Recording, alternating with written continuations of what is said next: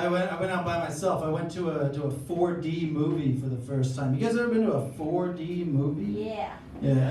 If you haven't been, I'll explain it to you. A 4D movie is a 3D movie with seats that move, and that's the fourth dimension. I guess. They're like, oh man, everybody's got these 3D movies. We gotta make like a 4D movie. You know what the fourth dimension is? Like fucking shaky chairs, dude. But I'm there in the fourth dimension, and I'm having a good time. You know, I'm enjoying myself. I was having a good time right up until my hangover caught up with me. Because the seat, it's like moving around, like left and right, up and down, like me trying to fuck. And I remember telling myself, like, you are definitely gonna throw up. And I did.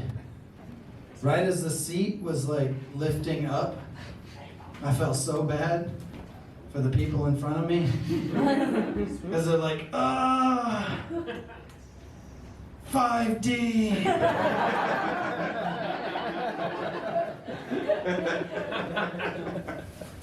Fifth dimension is vomit. Hey guys, welcome back to the RY show. I'm Li Ying. I'm Leah.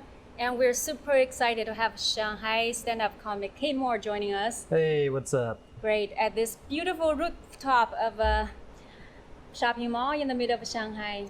Oh yeah, very scenic stuff. Very scenic stuff. All right, we're super excited because Kade Moore is leaving for his hometown. You're excited that I'm leaving? No, it's like we're excited because we got, the chance to do it before you left. Okay. Yeah. So, how do you feel?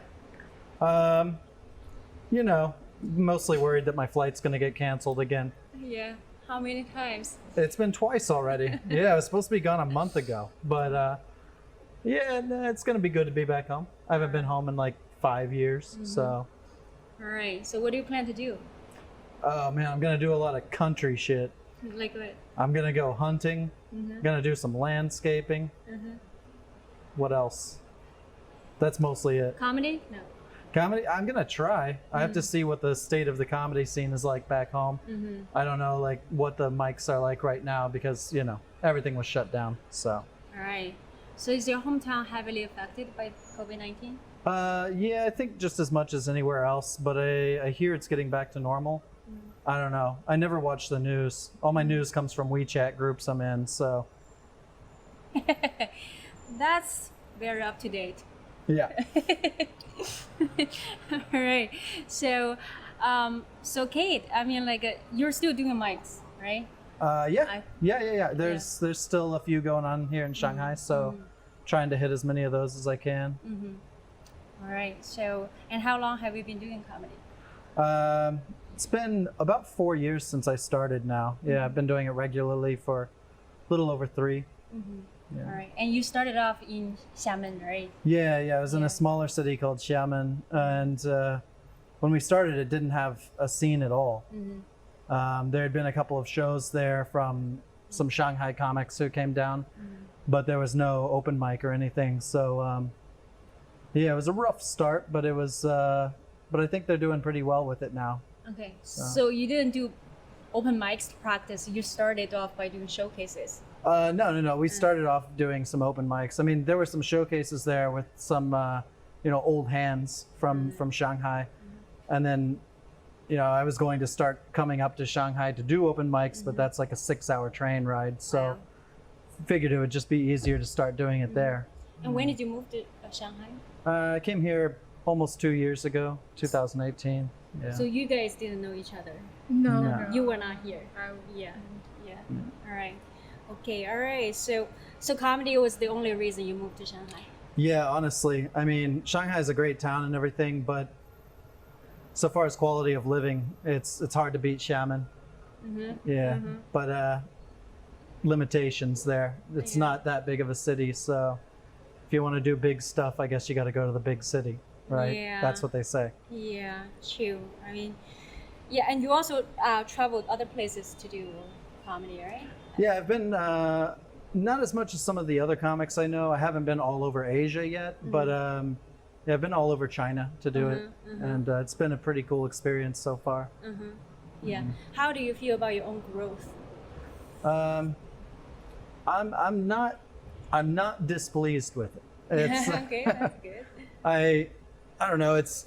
Lately I've been working on some older stuff that I had, like stuff I wrote in my first year, and 4 years in, I'm not like a super experienced comic or anything, but your fourth year writing compared to your first year writing, when you go back and look at it, you're like, holy shit, what was I thinking? What is this? So I'm just trying to pick out some stuff that might be good from that older stuff. But yeah. That was a really long answer to a short question. Yeah, but it's okay. Why did you decide to revisit your old stuff that you wrote like 4 years ago? Ran out of ideas. That's about it. Yeah. And did you get new inspiration? Mostly just horrified at what I used to think would be funny. Yeah. Is it still relatable? Most of it's not. Yeah, I used to write out like before I'd go on a mic and I'd have like 7 or 8 minutes, I would write a new set and I would have a full page document with little notes in there like pause at this part, and looking back on it, it's just most of it's really bad. But yeah, I'm just trying to see if there's anything in there worth saving. All right. Are you a strict writer? Like you must, talk about what you write, or you rave and rant? I'm usually not very good at writing on stage. Like some of the guys I know in the scene, like I think some of their best writing would come from just stuff that they come up with as they're going through something. But for me, if I don't type something out first, it's not gonna turn out well. All right. And then I've seen you, obviously. You do have materials that are relatable for the local audience, right? For example, we are not supposed to give away your jokes. That's fine. Yeah. Go for right? it. For example, some traditional Chinese food that you've been talking about, that's very relatable to the Chinese audience. And you also have materials that are very like a American audience, oriented. Some of like, honestly speaking, I'm like I don't have much background knowledge, Yeah. So like when you write, do you tailor for your audience? You just like whatever I feel like talking, I just go for it. It's pretty much whatever I feel like talking about.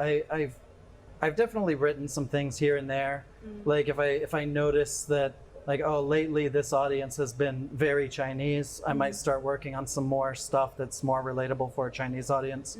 I wrote some stuff that I remember there was a time in Xiamen where for like 3 months our whole audience was European every time, and for the first month I was like, I don't know what makes these people laugh. Like I have no clue. And so then I wrote some stuff for them basically, and it's probably my least favorite stuff, but they liked it, so all right, cool. So you prefer to write for an American audience? Ideally, I mean, that I enjoy writing stuff that there's a lot of stuff that I really enjoy writing that probably only Americans would get, because that's like the largest pool of stuff that I have to draw on.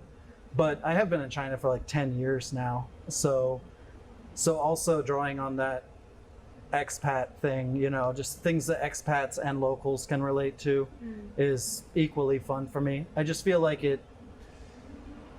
there's not as much opportunity for like depth in that, because it's a shared experience, but it might not be something that you can really dig into. And so with the American stuff, I like to kind of dig deep, and with the expat and like China stuff is more like wide appeal, broader stuff. And that also comes from starting off in Xiamen, where generally our audience was very international. every open mic, every showcase, you know, there would be half Chinese and then half foreigners from everywhere in the world. So just trying to write stuff that people can laugh at regardless of where they're from. Yeah. Yeah. That's cool.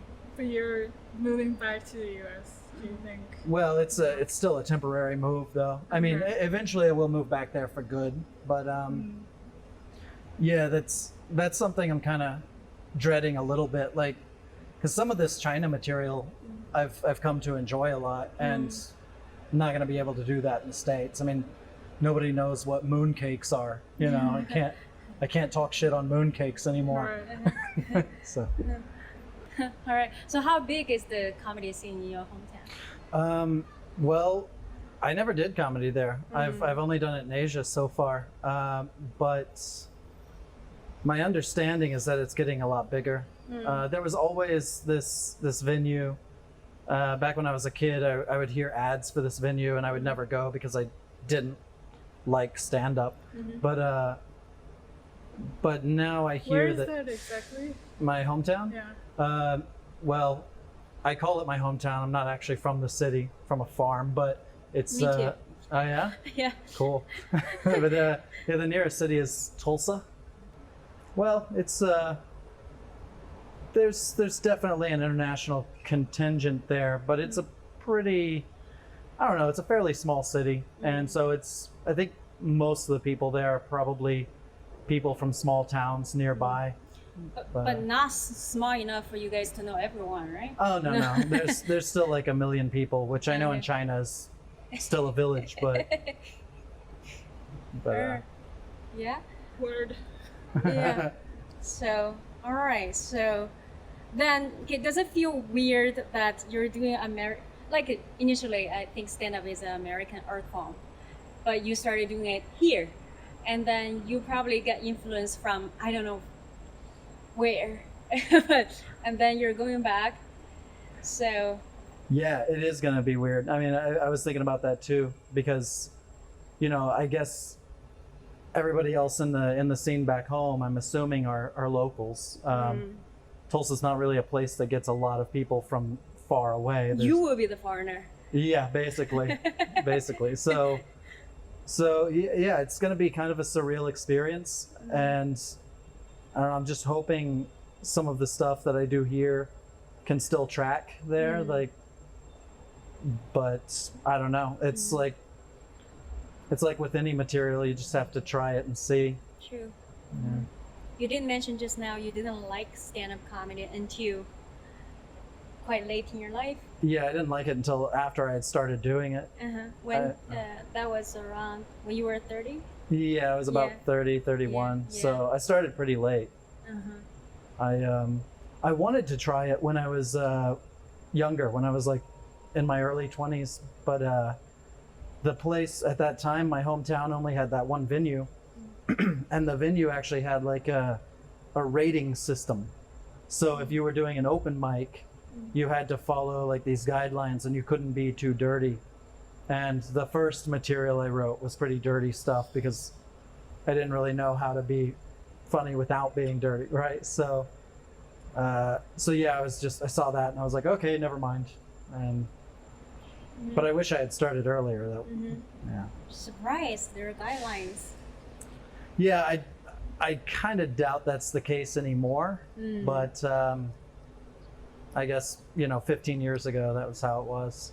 So, but there are some open mics now around town, just little pop-ups and stuff like that.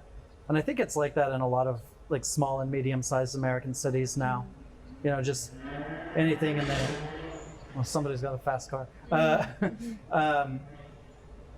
Yeah, it seems like a lot of them have growing scenes. It seems just to be a more popular art form.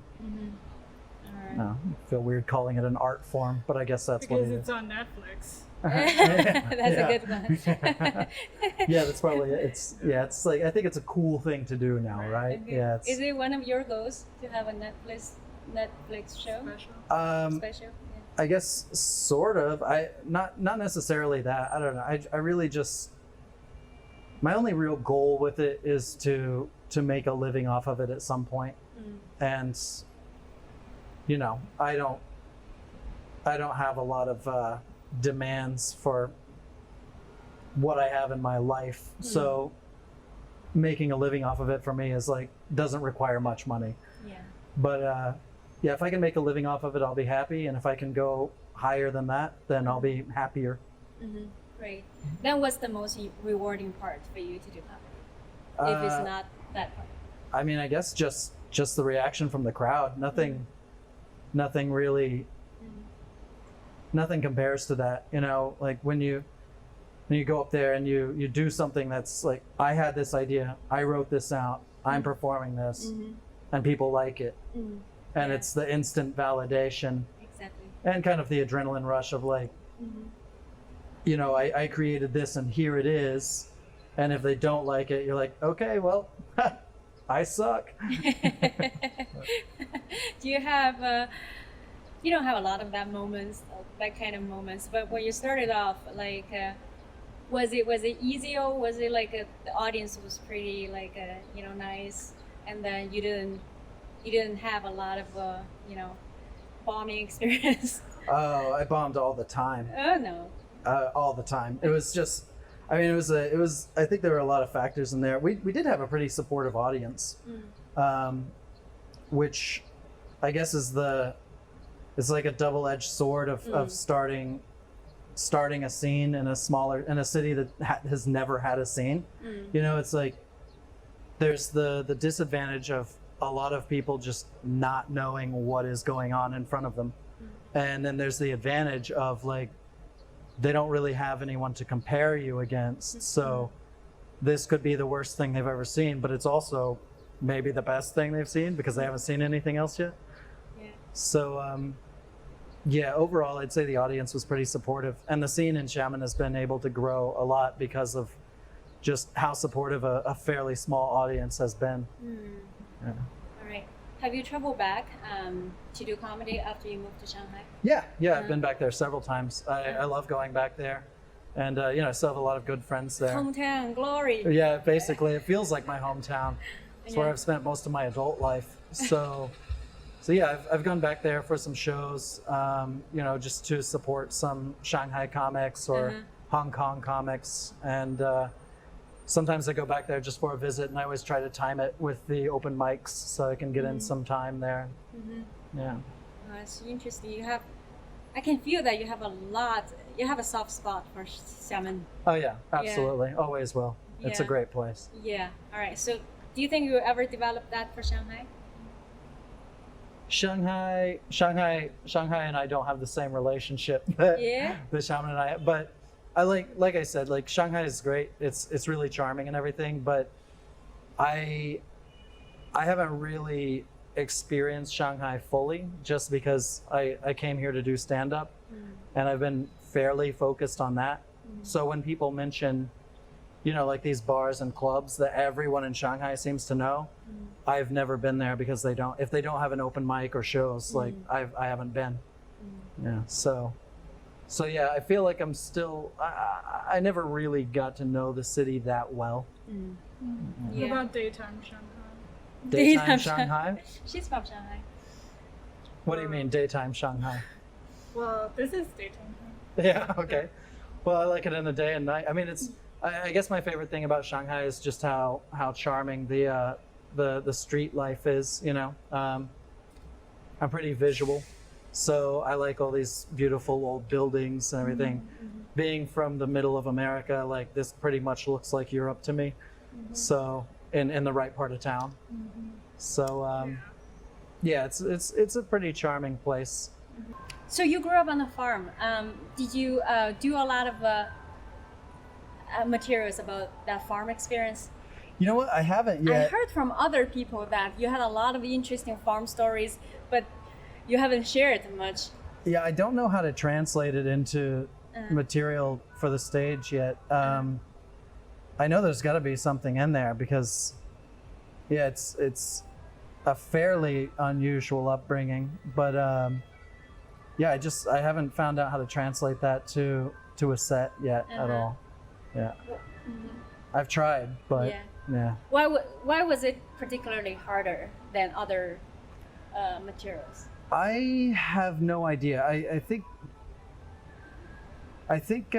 some of it's like it's hard for me to pick out like the absurdity of some of it because it was just normal life for me for my whole life until I went to university. So for you, because a lot of probably for you, like you grew up on the farm, and this is just very normal. But You mentioned that you yeah, have me a too. farm. Yeah, I have a lot of experience of being, Yeah. Why knocked haven't over you, by ghosts and shit. Why haven't you written any jokes? Yeah, I about need to being go on back the farm? to get down memory lane, and then pick up some of the stuff. Like my mom could just single-handedly just kill a goat, and then I think I mean like because everybody's using their own experience as the source of their ideas and jokes. So that part, so maybe someday, sometime, all right. Or Looking forward.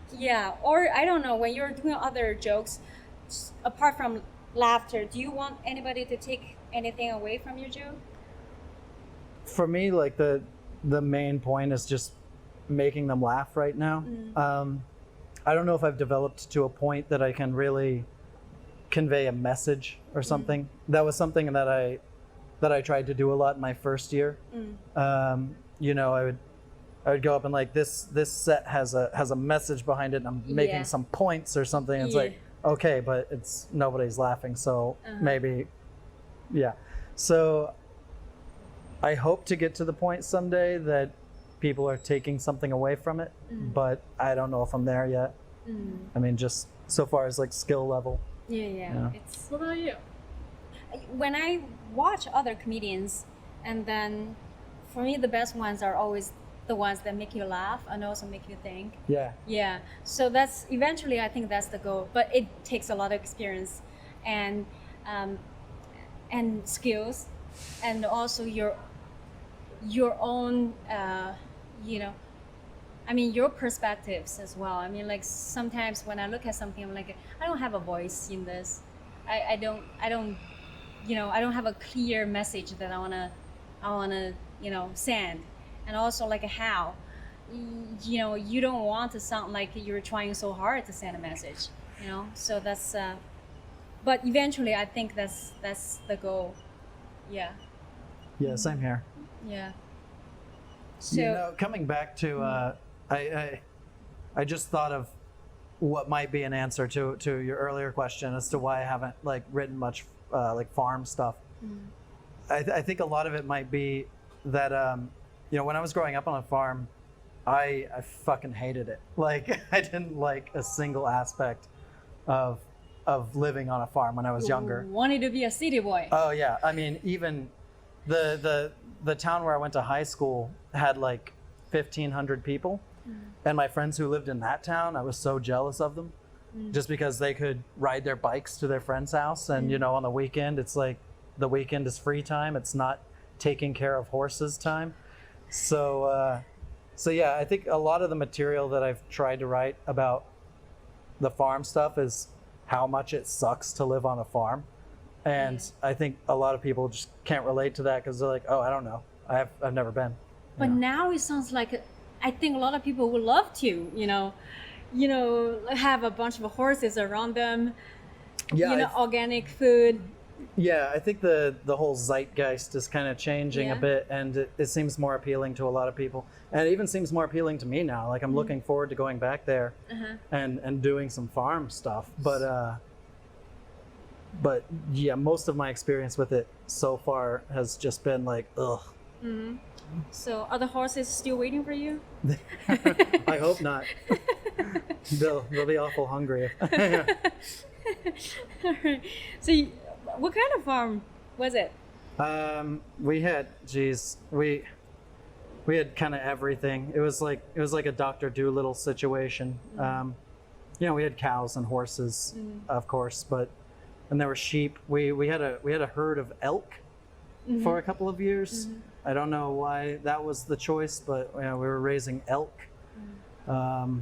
What is it? Elk. It's like a giant deer. Yeah. Oh, I see. Yeah. That Yeah. sounds expensive. It probably was. In here. Yeah. Yeah. We raised them to sell their antlers, like their horns. Yeah. To I guess Korean, like we sold them to Koreans who would Really? use them to make like aphrodisiacs. So I guess there are a lot of Korean kids out there who have our elk farm to thank for their existence. I guess They elk probably antler- have no idea. yeah. Yeah. Okay, that's fun. That sounds think like a I've very heard- good materials. Maybe when you go back and you revisit the place, you know, because now you've been detached away from it for a while, Yeah. and then after 10 years, you're like everything is a material. Yeah. This will be the first time I've been back home since I started doing stand-up. So I'm hoping to get a lot of inspiration out of it. Yeah. Do your family know the fact that you get on shows every week? Oh yeah. Yeah. Like my mom comes to China every year to visit, okay. and she usually will go to a show when she's here. Yeah. So Yeah, she must be very proud. maybe. All right. So are they supportive of your choice? Yeah. Very Uh-huh. supportive. That's cool. I don't know. It's a fairly traditional family, but it's also really open. Just, if you want to do this, then all right, do that. I guess it's just typically American in that way. Stuff. Follow your dreams. Yeah. That's pretty sweet. Yeah. So what do you mean by traditional? How because like America is big, but Chinese probably know much about Hollywood only. Okay. Yeah. So I mean, I'm like getting the Superman vibe, like farm boy. yeah, that's cool. That's the first time anyone's ever said that. Yeah, I mean, he's probably the most famous farm boy yeah. in the history of television and Yeah. shows. Yeah, I haven't made it to that level of fame yet. That would be a good spot, though. Most famous farm boy. Yeah. Yeah. Traditional. I don't know. I mean, I'm not sure how to explain that. Really, it's. Yeah, I guess I don't even know what that means. Traditional. We went to Conventional, church maybe. sometimes. Oh, okay. I guess when we didn't sleep in. But I guess that's about it. Yeah. All right. So I forgot to ask you that question just now. You're like you didn't like it until you started doing it. Then what made you want to do it? What made me want to start just doing comedy stuff in general was basically like I always, this sounds really cheesy, but it's the truth. I just liked making people laugh. I liked being able to jump in and interject something that gets a reaction. And I was on this trip with a good friend of mine, Ben Mitchell, who is one of the guys who runs the Shaman comedy scene. And we were just, I don't know, we were just riffing on stuff, making jokes as usual, and laughing and doing some characters. And he starts filming some like character I was doing, and then we started just talking about how like, man, this isn't the funniest stuff in the world, but it's a lot funnier than the fucking Big Bang Theory, and we're just thinking about like, yeah, and there's just so much bad comedy out there, and so we're like, well, I mean, if we feel like we can do better, then we should probably start doing it, so. Yeah. Big Bang Theory was huge here. Yeah, well, it's huge in the States too. I mean, they've got to have something for the masses, I guess. I don't know. People like it. Ah. Yeah. So, bad comedy. What do you see as bad comedy? Ah, shit. Well, I don't know. I mean, I guess it's all about personal taste, right? I guess if people are laughing, it's not bad. I think comics in general often have a kind of different standard from an audience, right? And that sounds a little elitist, and I don't mean it to be at all, but it's just anyone who's been to enough like small shows, you'll see, especially at open mics. I mean, there are bits where the back of the room where the comics are hanging out, Yeah. people are fucking dying laughing, Yeah. and then the entire audience is just like, no, Yeah. you know. And there are plenty of times that it's the opposite. Yeah. Somebody will go up there and I mean, I definitely have material that I consider to be hack, you know, but you know, somebody will go up there and the crowd is loving them, and then all the comics are just like bored looking at their phones. So I guess it's one of those things where the more exposure you have to it, the more your standards change for what's good and what's bad. To me, good is just like, is it original? Is it I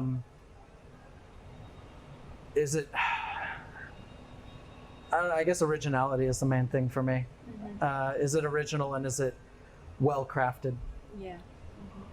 So if you had to choose between making the audience laugh or the comedians laugh, which one would you go? God, I've thought about that, and I don't know. I feel like both. yeah, both would be preferable. Yeah, but if you have to choose, If you have to choose, I don't know. I feel like any answer I would give, if I then like went down that path, I Yeah. would feel like that was the wrong one. You know, because if you're just making the comics laugh, like okay, you're not making a living at it. yeah, And if you're just making the audience laugh, then you have to like go home and be like, what am I doing? You know, what is this I'm producing?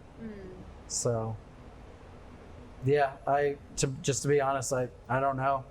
I guess maybe audience, so I could have money and not have to have a different job. true.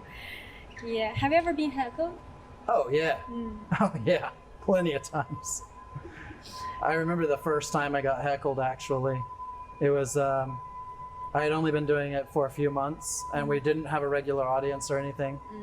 And we were in this little bar in Xiamen, and we went in there, and this bar was usually empty, and that's why we picked it, because we were so shy, we didn't actually want an audience, you know? That's funny. We wanted it to be like, yeah, a few of us and like a few of our friends. But we went in there on like the one night that there just happened to be like some business people from out of town. And this guy, he heckled me with the oldest, most unoriginal line in the book. Oh, And he told me, don't quit your day job. wow. And it completely shut me down. I mean, I was just like, well, I don't know what to do now. That's so- brutal what he did. Oh, wow. I mean, it's, Nobody has done it here, right? In Shanghai. oh, I've been heckled a lot in Shanghai. Like that? Do you have a comeback for it now? I mean, yeah, now it doesn't bother me at all. It's just part of the, I mean, unless it's I don't know, if it's a weird night, then yeah, it can still like disrupt me. I'm not super quick, you know, I'm not great at like just shutting down a heckler most of the time. So usually I just kind of try to let themselves like, or try to let them dig themselves a hole, you know? Because generally with a heckler, it's like the rest of the audience doesn't like them already. Yeah. They want to be on your side. And so if you just let them shut themselves down, it can work.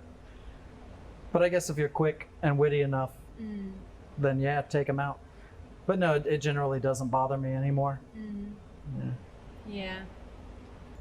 So how do you like create stuff, or do you have do you always work on your own? And have you ever like, oh, I need somebody to help me check out this one, whether it's funny, or I need somebody to write with me, you know, any.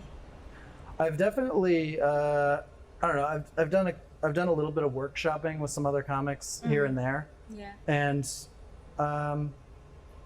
I might have gotten I've gotten a little bit out of it, but you know, actually no, I've got some tags in some of my bits that other comics gave me that are really solid, that I keep and use every time.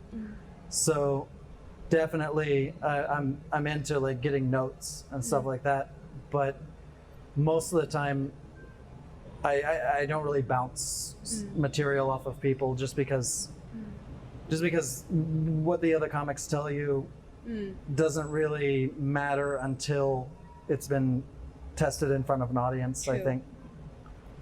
Yeah, right. So,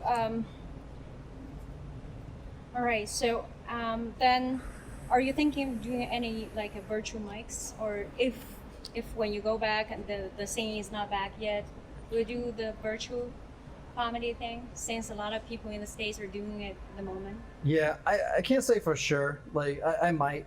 We were talking about this the other day, and I Yeah. think it's kind of it's a viable plan B, but you know, nothing is as funny as it is in person. Like, did I say that right? Does that make any sense? Makes Yeah. sense to me. Yeah. Okay, cool. Yeah, it's just never as funny as it is when you're in the room and you're watching it. I mean, I'm sure you've had people. Sorry, I'm sure you've had people say like, "Oh, tell me one of your bits" when you're at dinner or something, Yeah, and it's like Don't do that. it doesn't work at the dinner table. Yeah. None of this is funny at the dinner table. Yeah. So, I definitely have a strong preference for a live performance in person, but I don't know. I would consider it. I would consider doing like a There's so many going on. Yeah. There's so many. Your style is pretty laid back, and then is that your personality, or that's just your stage presence, or there are other styles you want to try out as well? Well, it's I guess my style has changed a bit over time. I mean, I was probably a bit more myself when I started out. I'm not actually as reserved and laid back in real life as I am when I'm performing, but I think that came from just I don't know, that's what works for me better. It's definitely like honest to my personality or whatever, but it's an exaggeration, you know. Playing an exaggerated playing off an exaggerated characteristic. Yeah, so I would like to at some point have a little more energy on stage, but when I first started out, I had a lot more energy on stage, and it just wasn't really working that well. So yeah, I started falling into this just because that was more consistent. And I think also because you're a more solid writer, you have a lot of things in your head, so you probably don't need those nonverbal stuff. Yeah, that might be. I don't know. I think at this point, a lot of my writing has been done to suit kind of the character I have on stage. Yeah. You know, so I think a lot of the stuff I've written over the past couple of years, especially, is stuff that wouldn't work as well if I was more animated or louder. You know. Do you think it also has something to do with the comics next to you? Like if, say, most of the comics here are more energetic and more like, you know, high energy. You just want to be, I just want to be different. I'll just be a little bit low key. I definitely like being able to, I mean, anything that can help me stand out, I'll exploit for sure. Yeah, and honestly, like you said, a lot of the comics here being pretty energetic, that's true, and a lot of them are really good at it, and that's who they really are. I mean, a lot of my close friends who do it here are these guys who, when you're talking to them, even just sitting down talking to them, they're loud and animated, you know, and so even if I were as loud and animated as I could be, it would still just be like a lesser version of what several other people are doing already. So yeah, kind of take the other path with the path less taken, I guess. Okay.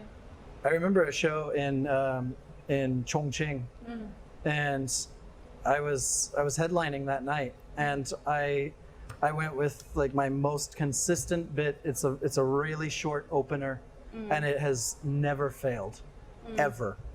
And this room in Chongqing, like I'm from out of town, I'm in there, there's a little bit of pressure, but I feel fine. And I'm like, yeah, I'm gonna start off with this one because it's an easy laugh right off the top. And for the first time ever, nothing from this one. And it threw me off so much. Like, what?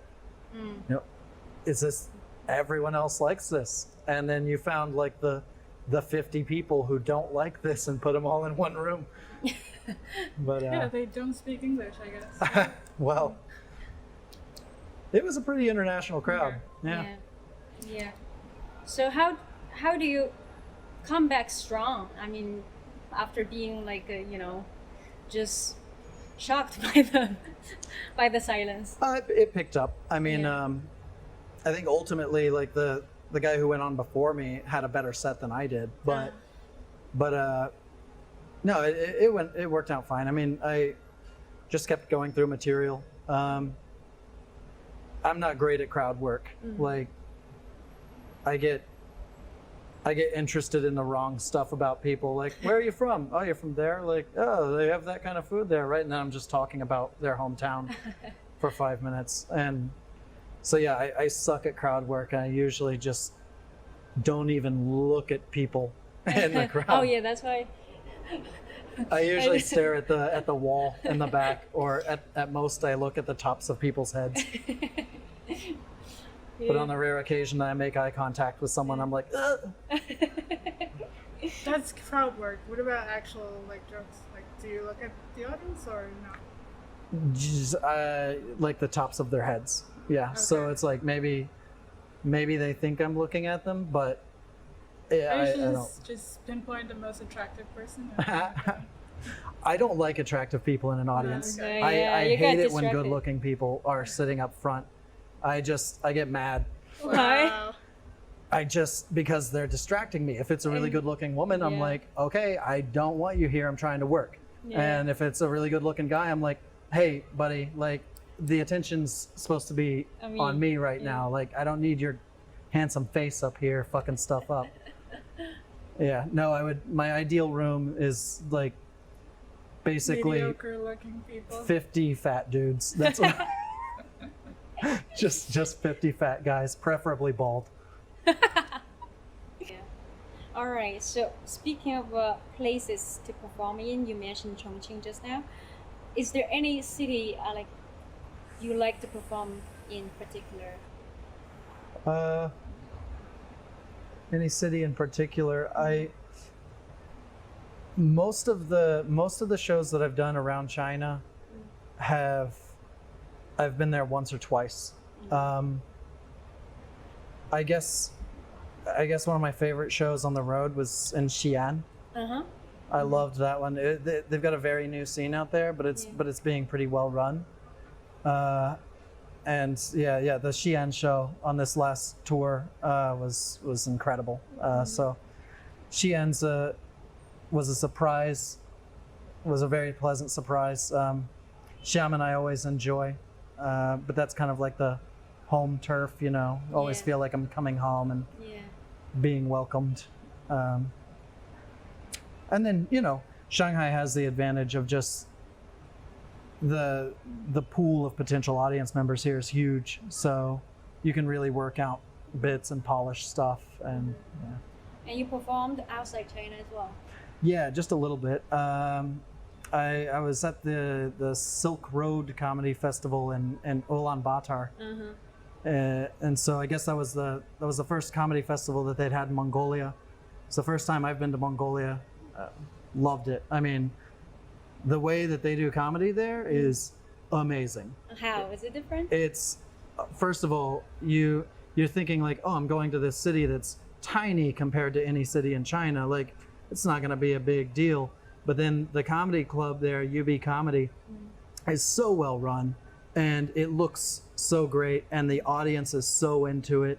It's just really positive vibes, and the comics I met there are some of the funniest people I've met anywhere. I mean, there's just a group of super talented people, a big, very supportive audience, and they're just killing it on, you know, the venue and the promotions, and I mean, you walk in and you're like, oh shit, this is a comedy club. Like, this is real stuff here. So yeah, I loved that. Like, fully positive experience. Oh, that's exciting. I would highly recommend the place. I mean, for anyone. Yeah. All right. So why is it different? I mean, like. I don't know. I really don't know. I mean, there've been the way that it's run in Shanghai is great too. I mean, the people who are running stuff in Shanghai are doing a great job, and you know, the scenes around China are really fun. I think that a lot of them, yeah, I've just had mostly positive experiences everywhere I've gone, but I think just the level of enthusiasm that I saw in Mongolia was so much more than I expected, and it's just, I guess a lot of it's about this audience that's a big audience that is just loving what people are doing up there. Is it new or is for them? I think it's fairly new. It's not. Yeah, I'm not sure exactly how long they've been doing it, but it's not a really old scene, but it feels very well established. Yeah. That's cool. That's cool. Where do you see yourself in the next couple of years, Kade? I guess in the next couple of years, I'm gonna do one more year in Shanghai and then move back to the States. So hopefully I'll be in a bigger city in the States, just doing what I can with stand up. Yeah. Netflix special. Yeah, we'll see. Yeah. How hard is it to do a Netflix? Write an email to Netflix. Oh, that's okay. Sure. Yeah, She has all the connections. Yeah, hook me up. I don't know anything about the industry, really. I mean, I just I want to get as good as I can before I try to get into it, just because I don't want to try to like work my way up. So even if Netflix comes to you and like you got an hour, you wouldn't do it? Oh, well, an hour for me would be a lot of, there'd be about 20 or 30 minutes of not A material in there, but no, if they came to me, if I don't know, if somebody with a YouTube following of 1,000 people came to me tomorrow, I would be very excited. You know. Yeah. We got 34. Okay, that's pretty good too. All right. So then at the moment you don't do a lot of promotion. Yeah. Self-promoting thing. I mean. Zero. Zero. Yeah. You don't do it at all. No, it's really just because I don't have a VPN. And, but I guess I'm going to try to build an online presence, build a brand or something, start when I'm back home for the summer, and see if I can start getting, I don't know, some exposure that way. But yeah, thus far, I mean, pretty much I do shows in China, and I'll promote the show a bit on WeChat, and that's it for me. WeChat. Yeah. So has anyone been like, I know you from comedy, like have you met anybody on the street randomly?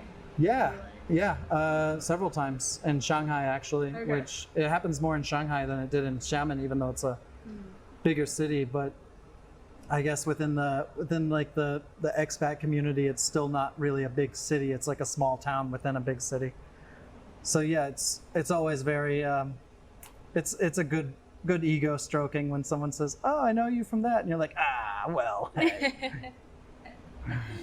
And what about like China? You've been here for 10 years and you've seen comedy growing. And then what do you think the comedy scene will be like in China or in Shanghai? I mean, so far as the only scene that I have a lot of experience with is the English language scene. I know, you know, the Chinese scene is definitely blowing up. That's getting huge. And, you know, we even have stuff in other, like, I think you talked to Ivan on here before. There's like the Russian shows. Yeah. But, Yeah, so far as English language, I don't know. I would be surprised if it got a lot bigger in Shanghai than it already has been. Just because, you know, I think there are going to be fewer expats here in 5 years than there were 5 years ago. Just because, I don't know, it's more regulated now.